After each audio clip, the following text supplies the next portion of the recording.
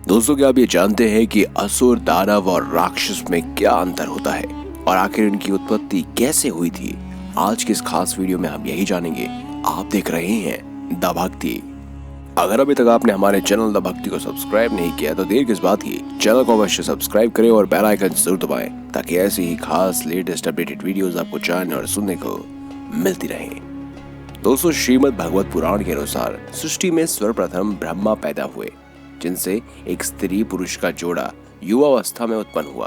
पुरुष को स्वयं भावु मनु और स्त्री को शत्रुपा कहा गया। इनसे ही सृष्टि मैथुनी हुई और यही आदि पुरुष माने गए। स्वयं भावु मनु और शत्रुपा से दो पुत्र प्रियव्रत और उत्तानपाद तथा आकृति, देवहति और प्रस्तुति तीन पुत्रियां हुई। ब्रह्मा जी के शरीर के भिन्न भागों से अनेक पुत्र पैदा हुए, जिनसे मनु शत्रुपा से अलग मारीच, अत्रि, अंगिरा, पुलह, पुलसत्या, क्रतु, दक्ष, रुद्र, भृंगु, वशिष्ठ, कद्रम और अथर्वा, रुचि, धर्म, नारद इत्यादि हुए। और इन ब्रह्मपुत्रों ने स्वयं भावु मनु की पुत्रियों से विवाह किया। ब्रह्मपुत्र मारीच के उसकी स्त्री कला से कश्यप और पूर्णिमा नामक पुत्र हुए। कश्यप का विवाह दक्ष प्रजापति ब्रह्मदेव पुत्र की 13 कन्याओं से हुआ, जिनमें दिति, अदिति, दनु, कष्ठा, अरिष्ठा, सुरसा, ईला, मुनि, करोदवा, त्रामा, सुरमा, सुरभि और तिमि शामिल थे। तो चलिए दोस्तों, अब जानते हैं कि राक्षसों की उत्पत्ति कैसे हुई। राक्षस कैसे उत्पन्न हुए, इसका भी उत्पत्ति इस तरह ही होती है कि हेति और प्रहेति दो भाई थे, जिनमें प्रहति तपस्वी था और हेति ने भय से शादी की।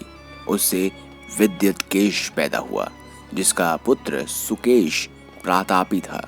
और सुकेश के 3 बलवान पुत्र माल्यवन, माली, सुमाली थे। माल्यवान के साथ माली के 10 और सुमाली के 4 पुत्र हुए। माली, सुमाली और माल्यवान ने अपने बल से राजा इंद्र को भी हराकर वश में कर लिया। फिर विष्णु की मदद से देवता इनको छल से हराने में सफल हुए। ऐसी स्थिति में माली ने अपनी बेटी कैकसी को ब्रह्मपुत्र पुलसत्य के पुत्र ऋषि वृश्वा के साथ जाकर बलवान पुत्र प्राप्ति हेतु भेजा। इससे इस कैकसी को रावण, कुंभकर्ण और विभीषण और साथ ही सुपर्णखा हुई। यहाँ से रावण आदि ब्रह्मा जी की पूजा करके विभिन्न वरदान प्राप्त कर बड़े बलशाली हो गए और राक्षस बलवान होकर लंका के राज्य में राजा बन गए।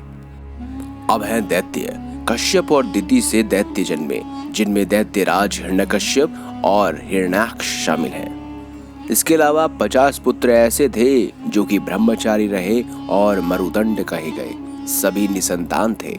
हिरण्यकश्यप को उसकी स्त्री जाम्भोजी की पुत्री दानवी से 4 पुत्र और 1 पुत्री हुई। प्रहलाद भी उन्हीं का पुत्र था, जो कि दैत्य होने के बावजूद भी भगवान श्री हरि का भक्त था। अंत में दैत्य, दानव, राक्षस और असुर की उत्पत्ति में अंतर क्या है? दोस्तों, सबकी माता अलग अलग है। असुर, दानव, दैत्य आदि सभी एक दूसरे के सहयोगी थे और सुर या आदित्यों या देवताओं के घोर विरोधी थे। इनका संघर्ष एक दूसरे पर आधिपत्य हेतु लगातार चलता रहा। सतयुग में देव और दानव का संघर्ष ही चलता रहा। अब बात आती है असुर और सुर की। असुर शब्द का अर्थ है प्राण वाला अथवा शक्तिवान। असुर सुर के धुर विरोधी थे और रामायण काल में तथा महाभारत काल में भी असुरों का वर्णन है।